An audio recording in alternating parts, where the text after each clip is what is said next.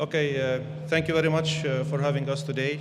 I'm Firas Hassan, a real estate consulting partner at PwC, Middle East. My focus is more about real estate and municipalities. Hello, everyone. I'm very honored to be here today. My name is Christiane Konrads. I'm a partner and global real estate ESG leader at PwC. We are honored to discuss with you today the ESG best practices for urban development and sustainable finance in Saudi Arabia. ESG has been on the global agenda across different sectors, and we are glad to discuss this topic in this forum as it includes most of the players in the ecosystem.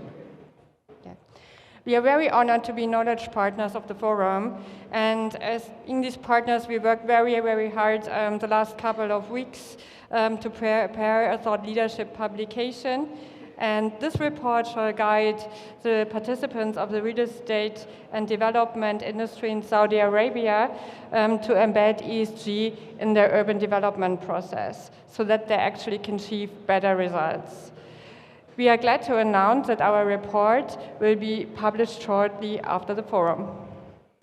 The global ESG transformation is still at the early stage, but moving very fast, as well as we all feel the impact of the climate change. The transformation is the biggest challenge for the world, and it's here to stay. The high contribution of the real estate sector to the CO2 emission, which is estimated to be at 40% right now, puts us and puts the industry under the spotlight. Several global and local programs exist, like the UN SDGs, the Paris and Montreal Agreement, and our Vision 2030. But the industry also needs a holistic approach to urban development and support the sustainable finance frameworks. In Saudi, the National Investment Strategy empowers investors and drives sectorial development toward ESG.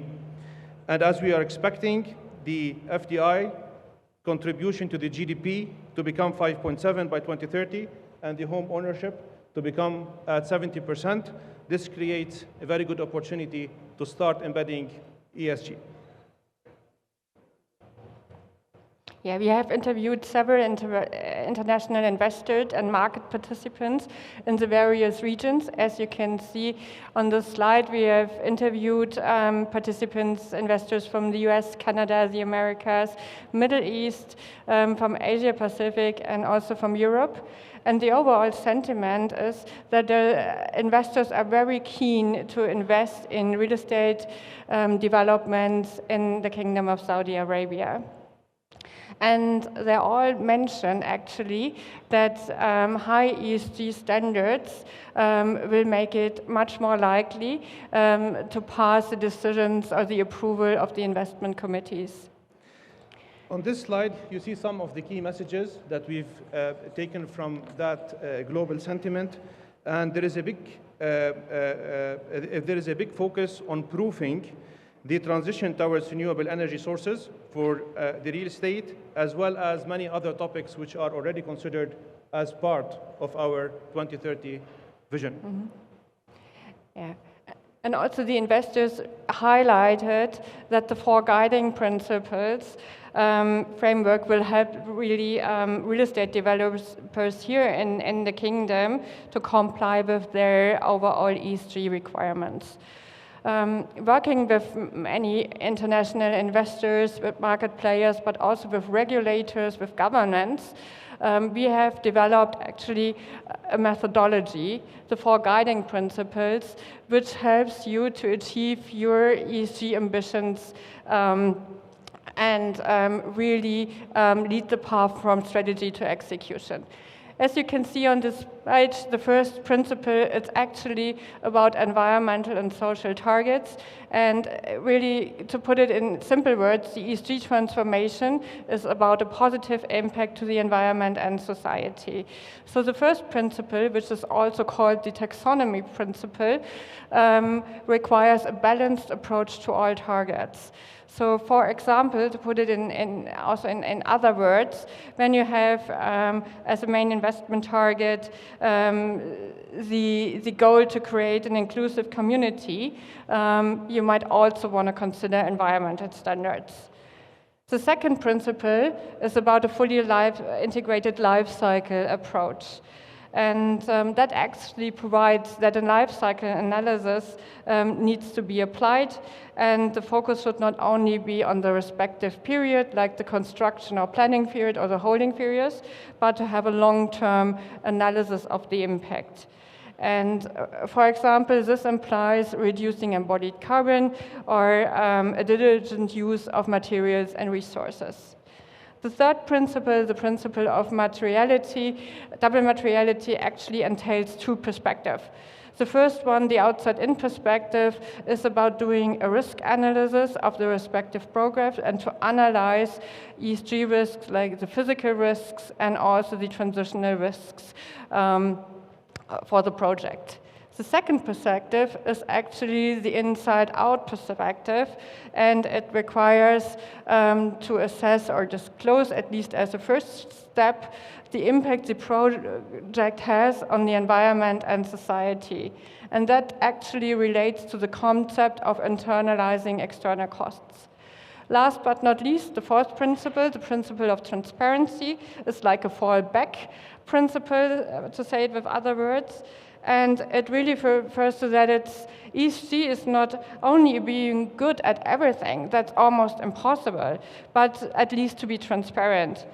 And this entails that a high level of data management and digitization of urban development projects are being maintained. And then transparency also helps not only on the ESG agenda, but also for efficient management throughout the life cycle. And to bring all that to life, we recommend integrating or incorporating the methodology I just mentioned into the steps of an urban development process. That's all highlighted pink on the left-hand side. And there we actually recommend integrating it, the methodology into the master plan, and then also into the blueprints for architects and investors. And in addition to be leading in the area of urban development, this can also be a big advantage when it comes to sustainable financing, because these documents, the template and the blueprint, can then be used as proof to acquire financing under sustainable finance regimes. On the next page, we analyzed a sample project, actually, which shows the already existing very high standards in the kingdom. Yeah. To provide a more pragmatic approach, we've reviewed a master plan for a newly developed community in Saudi Arabia, and we identified few areas for development. If they are taken into consideration, then this is going to enhance our ESG ranking.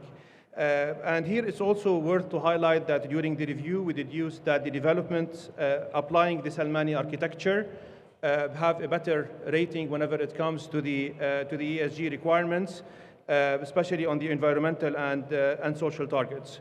Overall, a very high ESG standard is already applied in the communities that are being planned in Saudi Arabia. However, to meet the international demands whenever it comes to attract more FDIs, it is very important to take into consideration focus on the climate change mitigation, as well as provide renewable energy resources for our projects.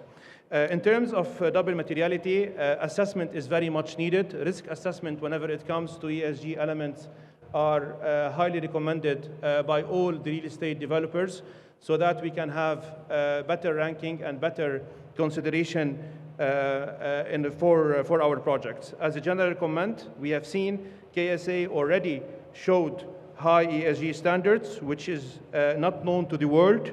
We recommend disclosing this achievement and fulfilling the remaining gaps with the 4 guiding principles and become a global ESG leader. Thank you. Yeah, to sum up, actually, we recommend applying the 4 guiding principles in urban development to reduce project risks and to increase total returns. By doing so, make sure you also tick the boxes of the various sustainable finance regimes in the world, but also of a future taxonomy in the Kingdom of Saudi Arabia. ESG, it's really about the journey and not so much about the destination. One of the key takeaways of the International Sentiment Report is that ESG in urban development is a value driver. And it helps you to be future-proof by reducing substantial risks and increasing profitability. As we are currently in a race for global leadership in the built environment, we suggest taking this opportunity to implement the methodology in the coming 12 months and at least a couple of projects. And as mentioned, the thought leadership publication with the sentiment report and the methodology will be published shortly. We hope this will provide better insights and better understanding of how to embed ESG within our development value chain. So stay tuned and ahead of the curve. Thank you very much. Thank you very much.